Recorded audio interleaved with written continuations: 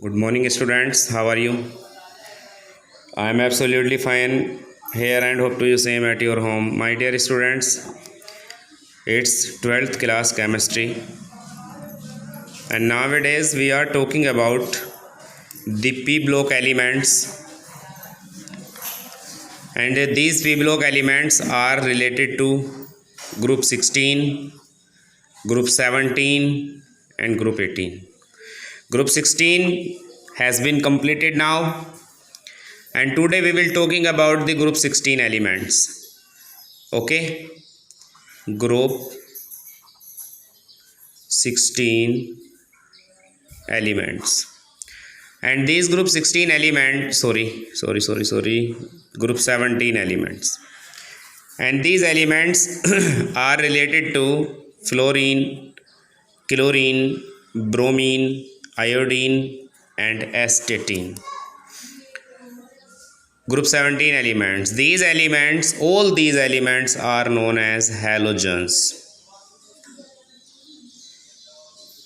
All these elements are known as halogens. Means this is made by halo and gens. Halo means ocean and gens means producing. These elements are known as halogens due to the finding from ocean. Ocean से produce होते हैं, ocean से प्राप्त होते हैं. So these are known as halogens.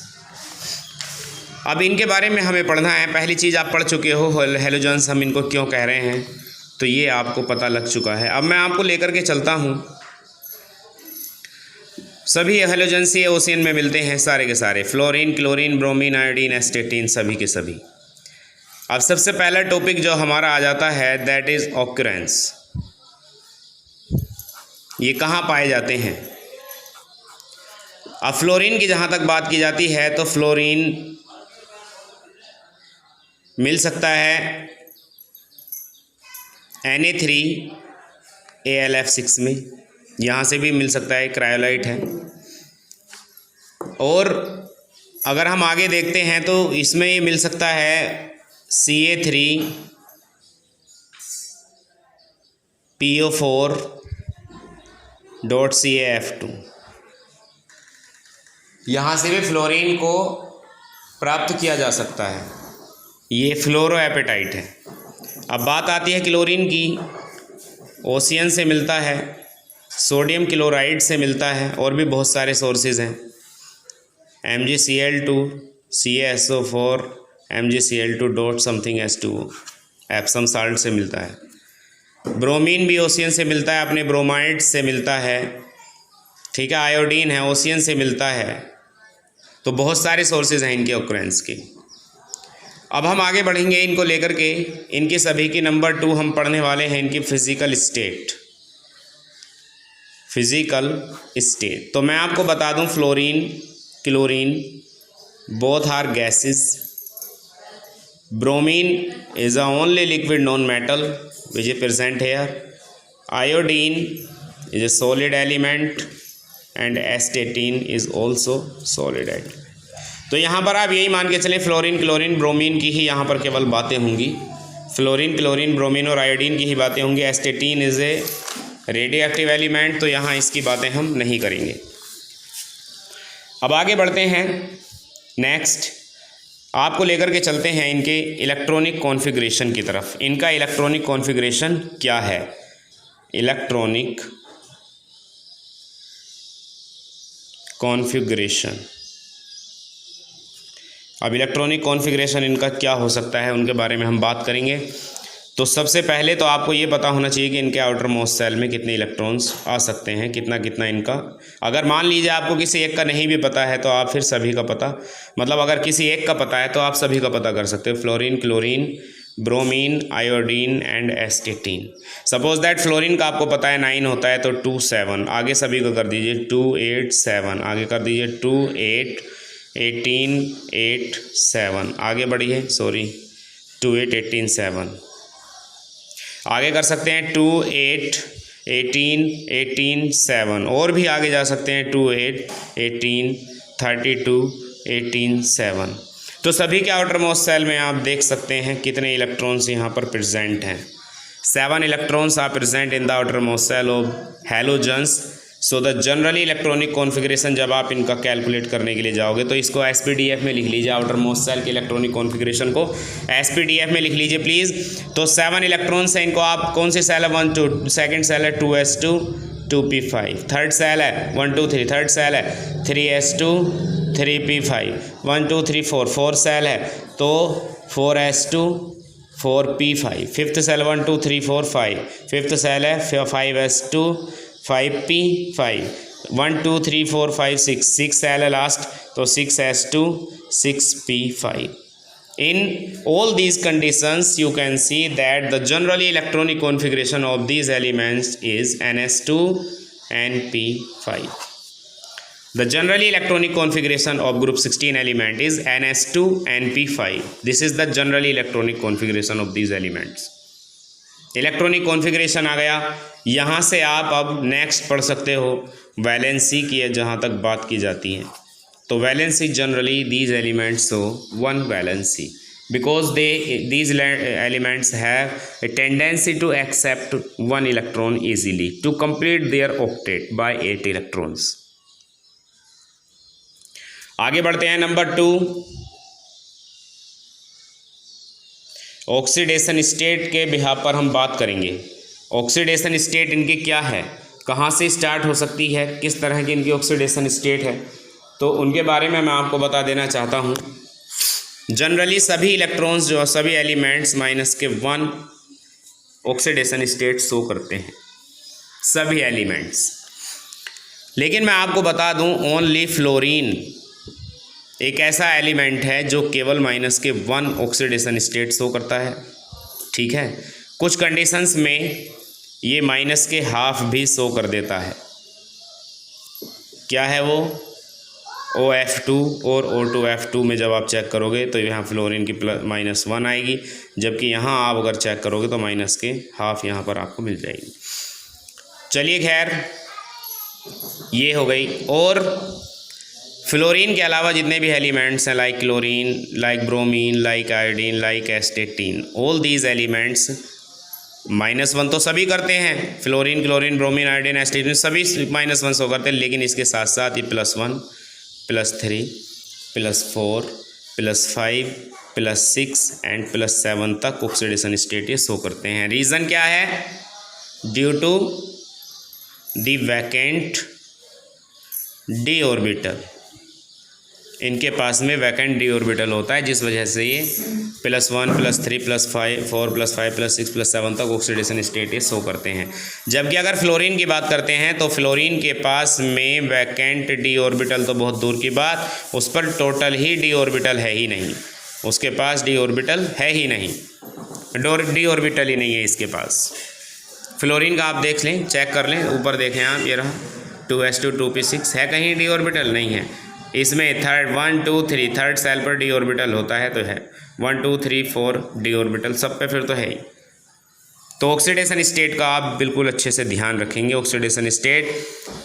Okay, next मैं आपको लेकर के चलता हूँ नेक्स्ट प्रॉपर्टी पर, number 3, that is non metallic और मेटेलिक प्रॉपर्टी। नॉन मेटेलिक या मेटेलिक प्रॉपर्टी, अगर हम चलते हैं फ्लोरीन, क्लोरीन, ब्रोमीन और iodine, these all are non metals while only astatine is a metal. तो इन सारी चीज़ों को आपको अच्छे से अपने नोट्स प्रिपेयर करते हुए चलना है और आगे बढ़ना है। अब मैं आपको आगे लेकर के चलता हूँ, थोड़ी इनकी और प्रॉपर्टीज़ हमें पढ़नी है। इलेक्ट्रोनेगेटिव कैरेक्टर हमें पढ़ना है। इलेक्ट्रोनेगेटिव कैरेक्टर यानी इनके इलेक्ट्रोनेगेटिव कैरेक्टर की अगर बात करें तो fluorine is the most electronegative, fluorine is the most electronegative element in this group. इस ग्रुप में फ्लोरीन मोस्ट इलेक्ट्रोनेगेटिव एलिमेंट होता है।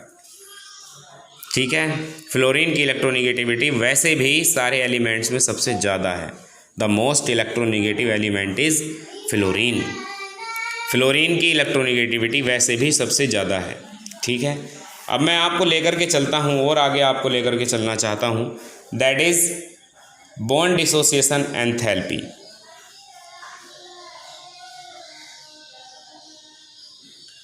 बॉन्ड डिसोसिएशन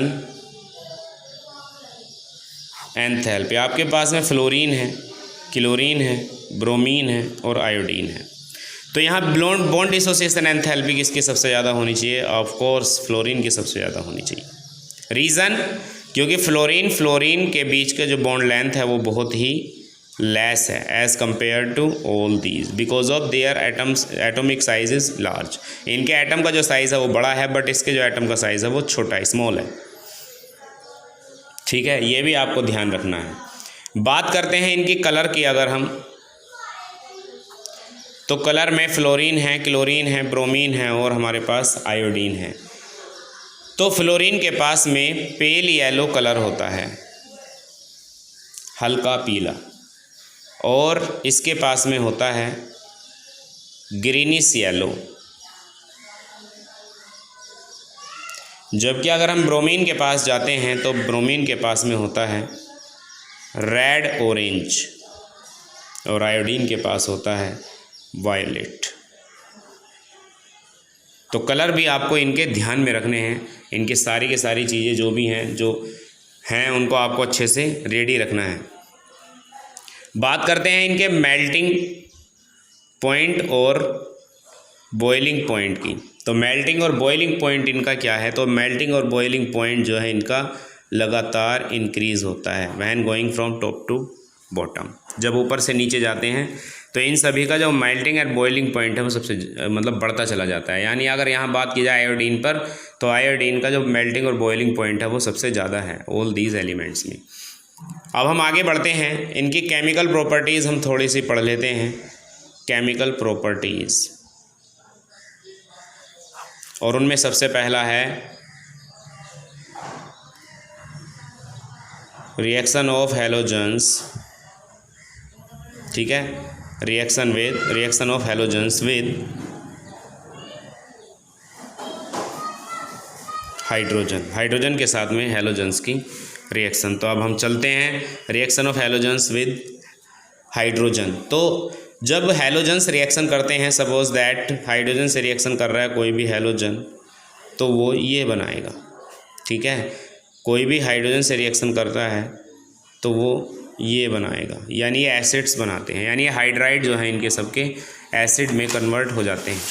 अब बात यहाँ पर ये आ जाती है कि आपके पास में जो बनने वाले हाइड्राइड जो भी बने हैं, जो भी हाइड्राइड्स आपके हैं, तो वो मैं आपको अभी बता रहा हूँ। आपके जो हाइड्राइड्स बनकर आए हैं that is HF, HCl, HBr और HI।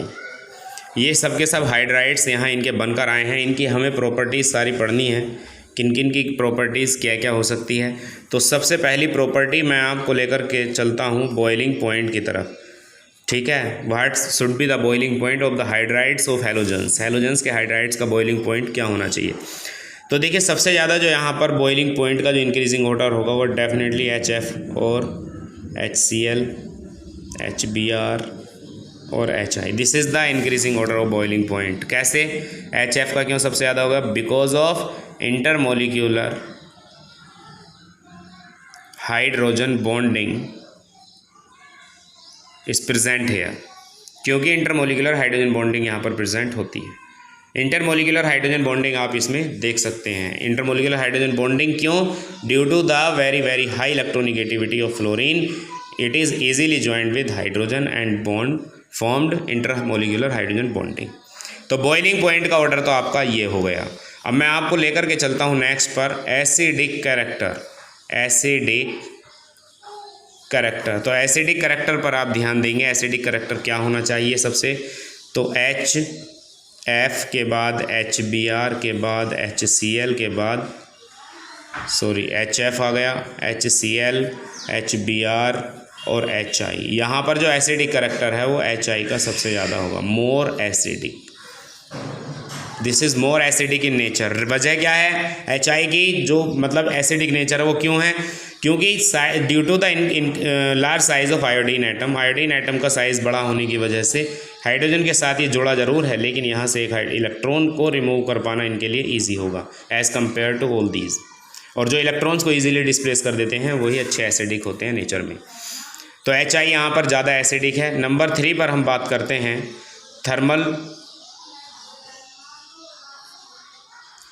डिसोसिएशन। थर्मल डिसोसिएशन पर आपको लेकर के चलते हैं। तो सबसे ज़्यादा थर्मल डिसोसिएशन एंथैल्पी किसकी सबसे ज़्यादा होगी? एंथैल्पी, थर्मल डिसोसिएशन एंथैल्पी, तो वो सबसे ज़्यादा HF की होगी। HF से आगे फिर HCl और फिर HBr और फिर HI, सबसे कम HI की होगी। थर्मल डिसोसिएशन एंथैल्पी का मतलब HF को तोड़ना। HF बहुत मुश्किल से ये वाला टूटेगा, इसको हीट आपको ज़्यादा करना पड़ेगा। क्यों? क्योंकि एक लिक्विड है, ऑल बाकी सब गैस है, गैस है, गैस है, गैस है। Number 4 reducing power. Reducing power हमेशा इन्वर्सली प्रोपोर्शनल होती है थर्मल डिसोसिएशन एंथैल्पी के। तो रिड्यूसिंग पावर सबसे ज़्यादा आ जाएगी HI के बाद HBr, HCl और एट लास्ट HF। तो ये आपके ये हाइड्राइड्स हो गए, और कुछ ऑक्साइड्स भी पढ़ाने हैं, आके पढ़ना है। ठीक है स्टूडेंट्स, आज के हमारे इस पीरियड में केवल इतना ही। Thank you and have a nice day students. Good morning everyone.